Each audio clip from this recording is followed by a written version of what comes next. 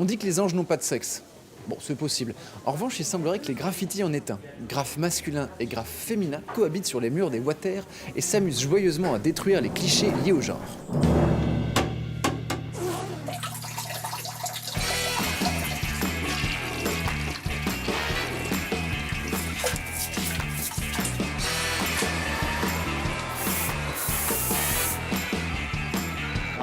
Go! Bonsoir. La vie est trop courte pour s'épiler la chatte. Va pas falloir jouer avec mes couilles. Non mais... Poussy crassy.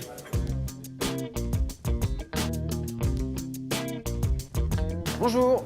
Bonjour. Je vais vous prendre un jus d'orange s'il vous plaît. Ouais. Excusez-moi, où sont les toilettes? La porte blanche, au fond, au milieu. Est-ce que vous auriez un marqueur? Merci.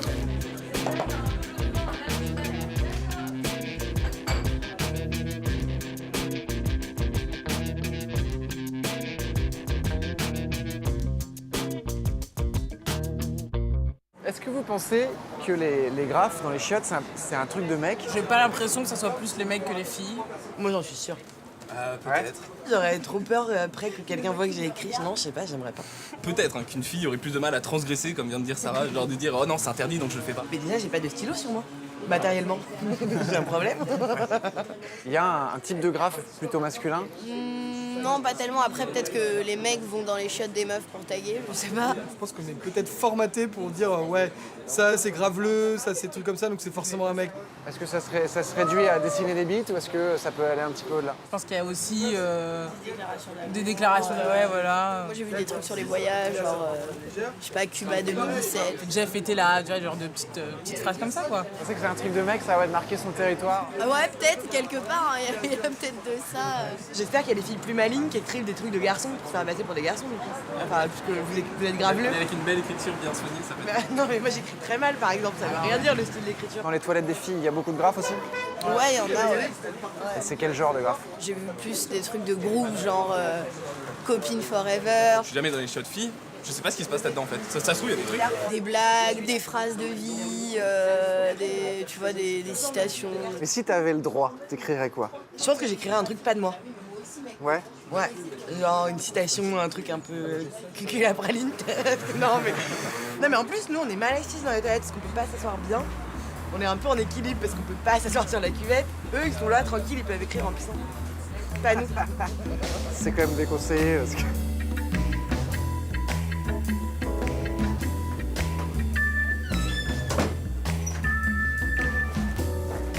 Télétransportation? Non. Montage vidéo. Me voici dans les toilettes du Grand Marché Stalingrad. J'ai rendez-vous avec Anne-Charlotte Husson, qui est autrice, chercheuse et blogueuse féministe. D'abord, je vais me laver les mains. Anne-Charlotte, est-ce qu'on peut reconnaître le genre derrière le graffiti? C'est sûr que les mentions d'organes virils, il y a de fortes chances qu'elles soient attribuables à des hommes. C'est difficile de répondre sans tomber vraiment dans le stéréotype. Mais dans les toilettes, tout est possible. Ouais. Et justement, c'est un espace où on peut assumer n'importe quelle identité et dire ce qu'on veut, en fait. Est-ce que donc il y aurait des thématiques plus féminines, plus masculines? Il y a des thématiques genrées, c'est certain. Parler de sport, on associe plutôt ça aux hommes. Alors après, dans les graffitis de toilette, des sujets qu'on associerait plutôt aux femmes, on a beaucoup l'idée que les femmes sont plus fleurs bleues, alors que les garçons vont parler de sexe. Je pense que les toilettes, au contraire, démentent complètement ce préjugé-là, parce que les femmes y parlent de sexe de manière extrêmement ouverte, de manière extrêmement vulgaire, affirmée. Donc c'est justement un lieu de contradiction de tous ces clichés, de toutes ces normes-là. On va faire un petit exercice pratique. Je vais te demander de taguer comme un garçon. J'ai l'impression que les garçons ils font tout le temps ça, parce qu'ils sont jamais très inspirés. Ah, je crois que je vois ce que ça va être. C'est un flingue avec un cœur. Une bouteille. Une bouteille, ok, c'est une bouteille. Je vais te demander d'écrire un graphe de fille. Donc t'as dessiné une bite. Voilà, simple et pratique. C'est le symbole pour le genre des filles, je pense. Ouais. Et ça, c'est pour les garçons. Et ça, c'est le... Je sais pas comment on dit en français. Supérieur ou égal. Voilà. S'il y avait mon flingue, il y aurait un peu plus d'amour et voilà. Donc remplacer la violence par l'amour. Autour d'un verre. autour d'un verre. En tant que fille, on doit être soumis à une société qui est un petit peu normée par les hommes. Face à ça, elle voudrait dire que nous aussi, on a le droit de le faire et voilà. Pour moi, les tags dans les toilettes, il y a un petit côté post-13 novembre. Ah ouais, On se retrouve encore tous dans les bars Ouais. et on a encore besoin de s'exprimer, d'accord, on a ouais. encore besoin de faire la fête. Voilà. La même idée avec une vision féminine, selon toi, ça donnerait quoi? Je changerais juste ma bouteille par à la limite une coupe de champagne. Ah oui, c'est ça. Est-ce que on constate des différences entre l'occupation des murs dans les toilettes des garçons et dans les toilettes des filles? Je pense qu'il y a une habitude pour les hommes qui ne questionnent même pas d'occuper l'espace public. Et donc les murs des toilettes des hommes vont être beaucoup plus recouverts de graffitis de manière générale que ceux des toilettes des femmes.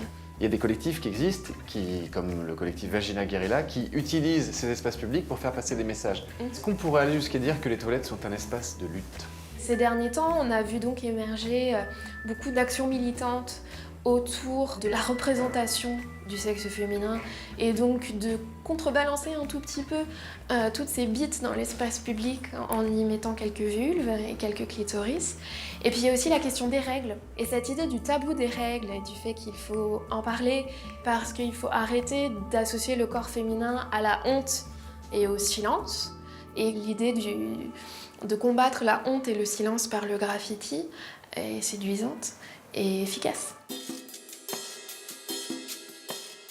Finalement, il n'y a pas vraiment de territoire réservé dans les chiottes. Les filles aussi peuvent parler de cul et les garçons savent parler de tendresse et d'amour. Oui, madame. Alors, si vous pensez que les graphes féminins sont plus tendres et plus doux, mon œil. Au final, aux chiottes, les clichés ont vécu et le trash et la vulgarité sont partagés largement par les deux sexes. Au moins là-dessus, égalité. Il y a une petite nouveauté dans les vatères quand même, c'est la multiplication des vulves. Bon, c'est pas une histoire de concours de taille ou qui c'est qui va pisser le plus loin. En fait, c'est un acte militant. Les chiottes deviennent un lieu de revendication. Et je pense que c'est les kikis qui vont être contents de voir apparaître leurs petites copines. L'un dans l'autre, tout le monde est content.